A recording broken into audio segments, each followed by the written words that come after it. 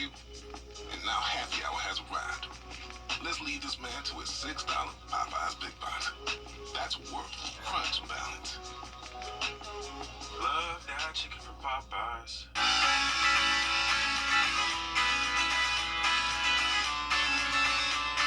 Follow News Channel 6 on Instagram. Time and temperature brought to you by Planet Fitness. Closed captioning on News Channel 6 is sponsored by Hearing Associates of South Carolina. We have a chance of a strong to severe thunderstorms tonight. I'll time out the details for you coming up in your forecast. Channel 6 and 4.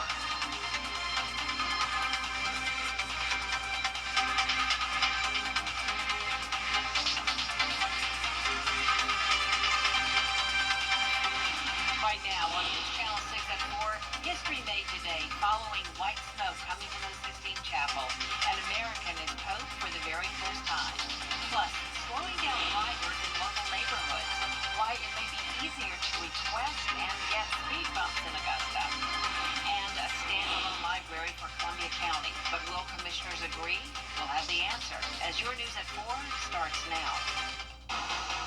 Live from Television Park, this is WJBF News Channel 6 at 4.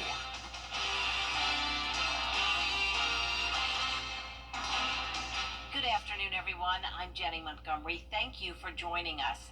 Coverage you can count on begins with a new pope leading the Catholic Church.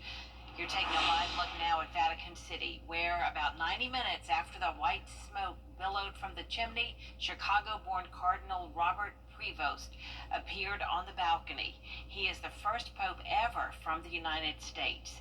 The 69-year-old is a missionary who spent his career ministering in Peru. The new pope has chosen the name Pope Leo XIV.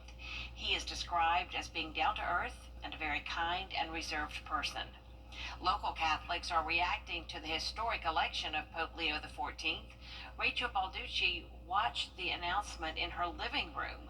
She says she's very emotional and excited by the election, adding that she's looking forward to seeing how the new pope leads the church.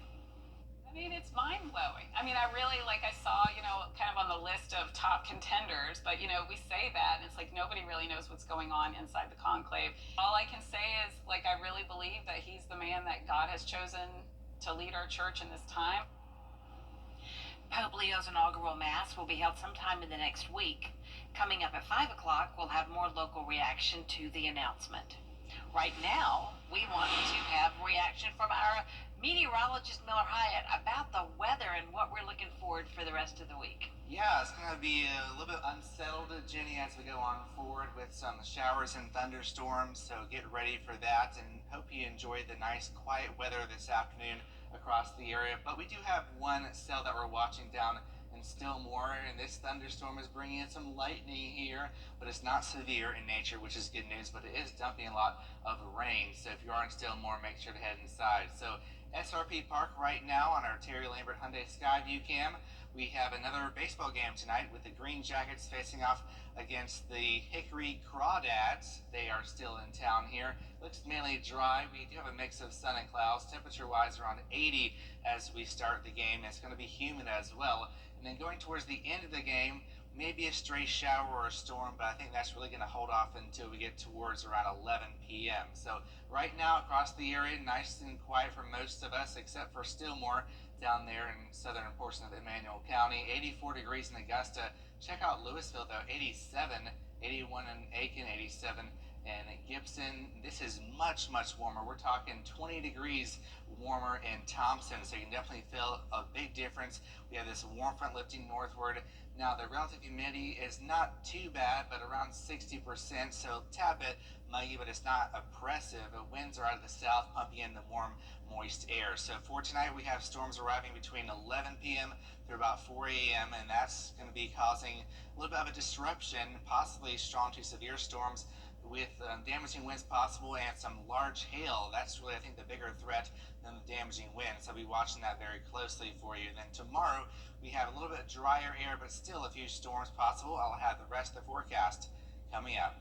Jenny? All right, thanks so much, Miller. Some Augusta organizations are benefiting from a large grant aimed to help literacy programs across the country. The Dollar General Literacy Foundation has donated a record-setting $13.2 million to support summer reading. These programs are in 48 states, the same states where Dollar General operates. More than $325,000 will go to organizations, libraries, and schools around the Peach State.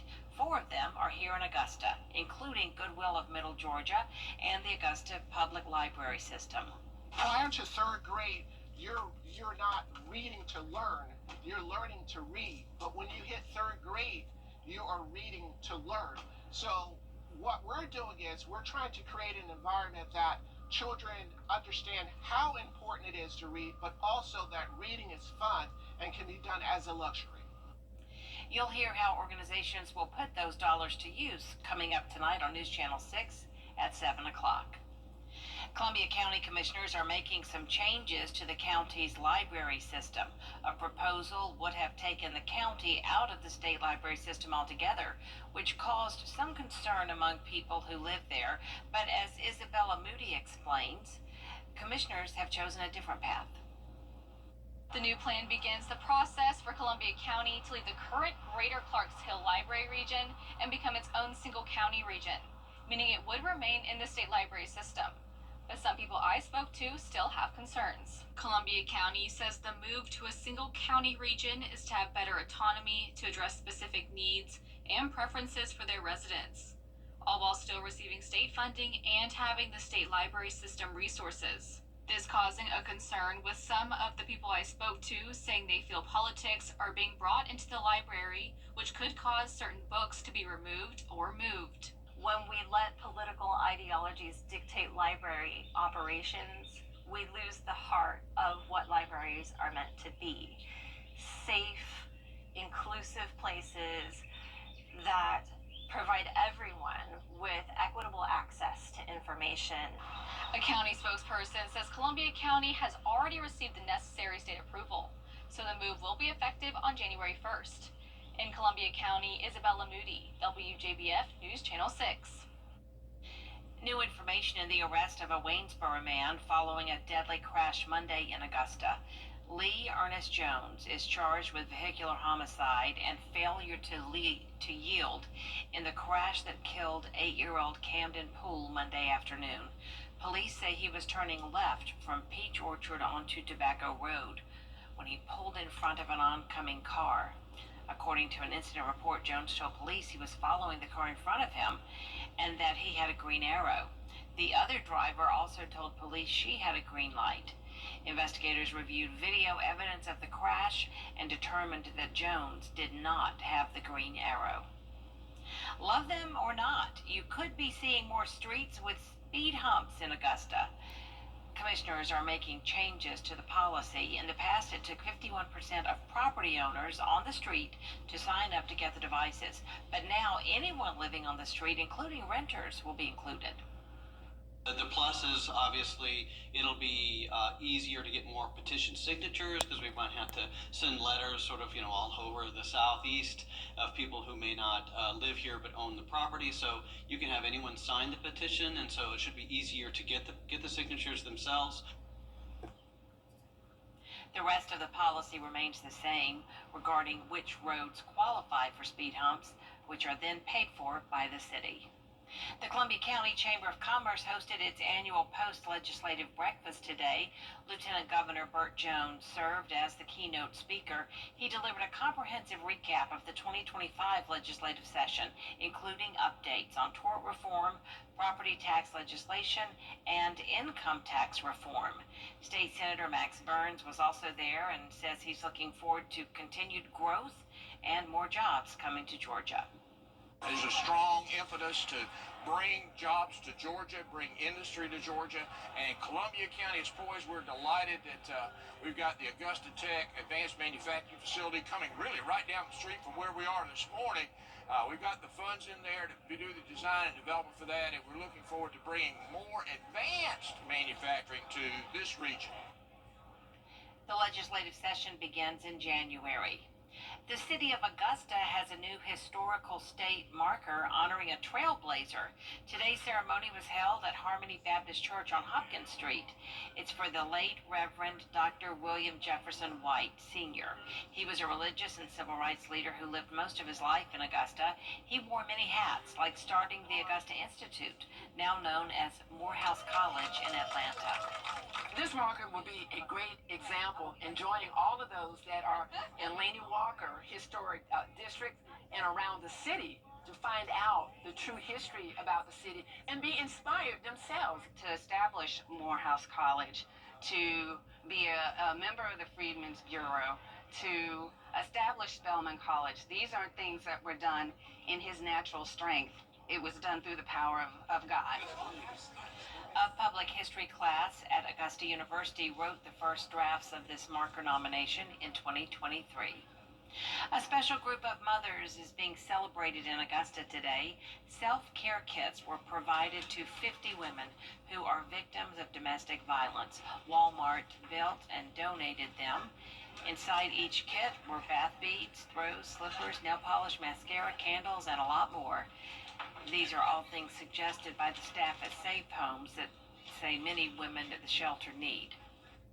So we have women from all over the East Central Georgia region who come here for services when they're fleeing an abusive situation.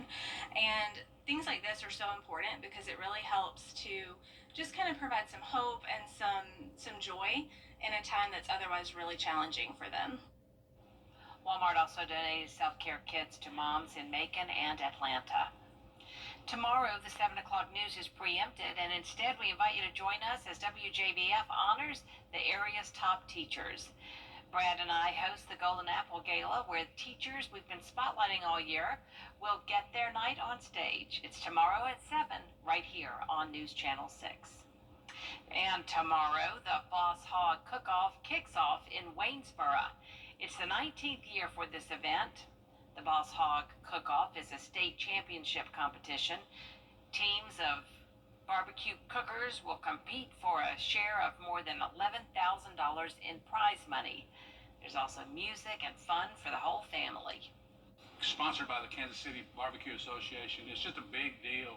And again, they've been doing it in Waynesboro for the last 19 years. The gates open on Friday at 5 o'clock.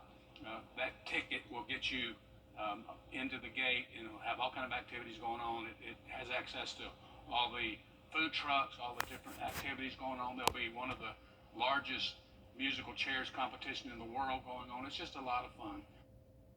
The Boss Hog Cook-Off is on Shank Way in Waynesboro, and we'll have live reports from your hometown Waynesboro tomorrow, starting with News Channel 6 at 4.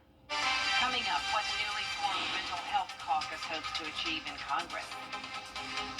We remain under a moderate drought in Augusta, but we're about to see a big dent in that drought going forward. I'll have details coming up. ET takes you where WJBF News Channel 6. Don't go away. Miller has your full forecast, including how much rain we can expect after the break. Weather headlines on WJBF News Channel 6. Brought to you by Hickson Roofing. If your roof needs fixing, call Mr. Hickson.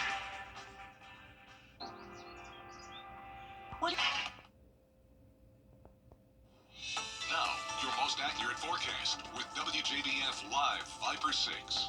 Live Viper 6 right now is showing one lone storm down in Emmanuel County, but it's on the edge, so it's sort of outside our viewing area. Half of the storm is, but still, if you're in Stillmore, like we mentioned earlier, make sure to be inside because we do have this electrical thunderstorm right nearby here, bringing some rainfall to portions of Stillmore, also some more rain towards your west along I-16. Swainsboro, you're nice and dry, and then the rest of the CSRA is nice and dry. So speaking of Swainsboro, here is a live shot of it. We have lots of clouds overhead from that nearby storm. It's very muggy, very warm right now, 84 degrees. 88 degrees is what it feels like. So that means we have a lot of humid air and making it feel even warmer than the actual temperature. Dew point is approaching 70, so that means it's going to feel very moist. You can feel that air in places all ahead of this cold front here as we have this low pressure spinning over Tennessee. Notice we're already looking at some severe thunderstorm watch boxes for Huntsville, Nashville, Tennessee, and then south of Lexington, Kentucky. And this severe weather is going to be possibly approaching us for tonight, so we do have a threat of severe weather. And speaking of severe weather, already seeing lots of severe thunderstorms here, one for Nashville and then one for Asheville, North Carolina, pushing down towards Hendersonville, and we're going to be seeing a round of showers and storms arriving in our neck of the woods going on into tonight. So as we look at Futurecast here comes that low pressure system sparking storms between 11 and 4 a.m. So just watch out for that. It's coming in overnight, so make sure to turn your phone alerts on. Have our live Viper 6 weather app on your phone here. And then we take a turn to the Gulf, and that's where we're looking at an upper level low that's going to be bringing us additional rounds of rain for the weekend. Thankfully, the severe threat is going to be non-existent because we're going to have more of a stable atmosphere with a wedge in place. But we are going to be seeing a lot of rain, so that's one thing that we know here as we go on into the weekend. There's 6 p.m. Saturday. That low is just going to really meander to our south. So let's take a look at home here on Futurecast here this evening. Notice around 11 p.m. we're going to start to see some showers and storms fire up, especially going on to around 1 a.m. to 2 a.m. and then things clear on out after about 5 a.m. So just watch out for those storms. They could be feisty with some damaging winds and also some large hail. Now the hail threat has increased, so that's something we'll watch. Going into Saturday, we have that upper level low approaching with scattered showers in and around the area. So we do have that threat for severe weather, like I just mentioned, tonight through Friday morning. Damaging winds and large hail. The hail threat has increased. That's really what I'm worried about for tonight and tomorrow morning. We have a slight risk across central and northern parts of the CSRA. And then we take a turn to that upper level low, like we just mentioned, and it's slow moving. So we're going to be pumping in a lot of moisture for Mother's Day weekend. So as we look at our forecast here, it's going to be much cooler with that wedge in place in the low 70s, and then showers across the area. Now it won't be a washout, it'll be scattered here and there, but just make sure you have the rain gear, especially going into Monday. Check out that rain chance, 90% that it's likely going to be a washout, and we could have some heavy rainfall, possibly between 2 to 4 inches of rain total. So be watching for some isolated flooding possible. And then after that, we have a nice dry period by the end of next week into some of next weekend. But as far as the next few days, it's going to be a soaker, that's for sure. We do need it, but just not all at one time. Yeah. So, Spread it out a little bit. yes. All right. Thank you, Miller. Coming up, taking matters into its own hands. That's what a goat did at a church in Texas. We've got the story for you after the break. Like all advanced ears to May 9th to 10th, rain or shine. Waynesboro has fun, y'all. A church in East Texas is cleaning up after an unusual break-in yesterday. A church worker says a goat saw its own reflection in a glass door, which aggravated it, causing it to ram into the front door. Once inside, the worker was able to catch the goat, holding it by the horns. An animal control worker then helped her run it off into the woods. The total cost of that damage, $1,700. There's more coverage you can count on coming for 4:30. It's the last day of the legislative session in South Carolina. The new law being signed off that would allow officers to pull over drivers who they believe were on the phone.